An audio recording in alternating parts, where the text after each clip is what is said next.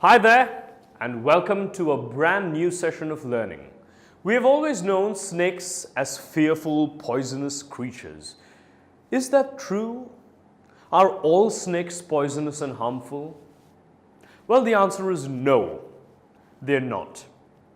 And the poem we shall read today is about one such harmless snake.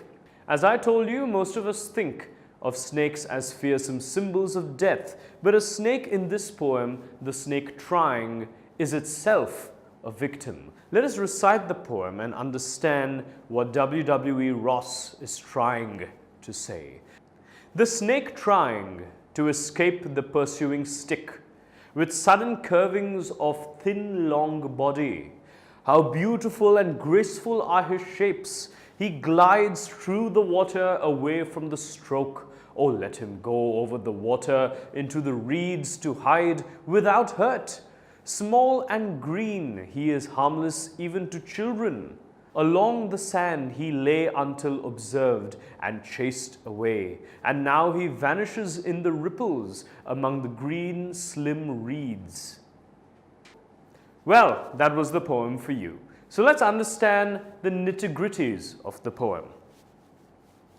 We see here the snake is trying to escape from the stick that is following it. Suddenly it curves its thin, long body, and as it does, it looks very beautiful and graceful. So you see a snake has a long and slender body, and while it moves, its body appears even more gracefully.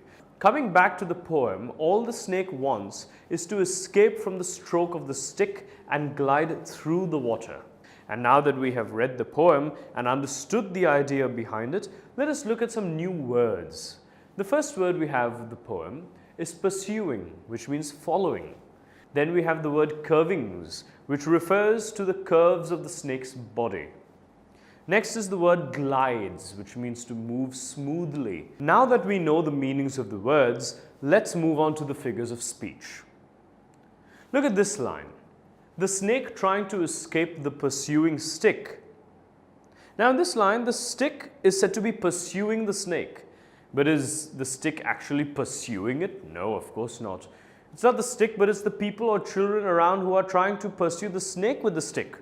So you see, the adjective or the epithet pursuing is transferred from the people to the stick. And the figure of speech for this is called transferred epithet.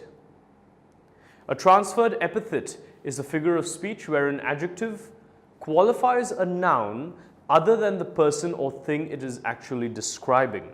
In other words, the modifier or epithet is transferred from the noun it is meant to describe to another noun in the sentence. Before I wind up the poem, let me tell you something about the theme. In this poem, the poet brings out the fact that the snake has always been considered a dangerous and poisonous reptile. Hardly few people might consider keeping a snake as a pet. The idea of a snake itself is very terrifying, and however, the idea projected through this poem is quite contradictory to what people perceive of snakes. In this poem, a snake is portrayed as a victim. It causes no harm to anyone. Its intention of an attack is only for self-defense.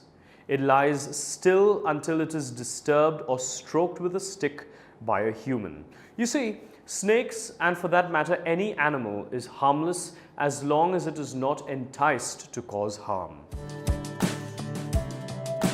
Tutormate.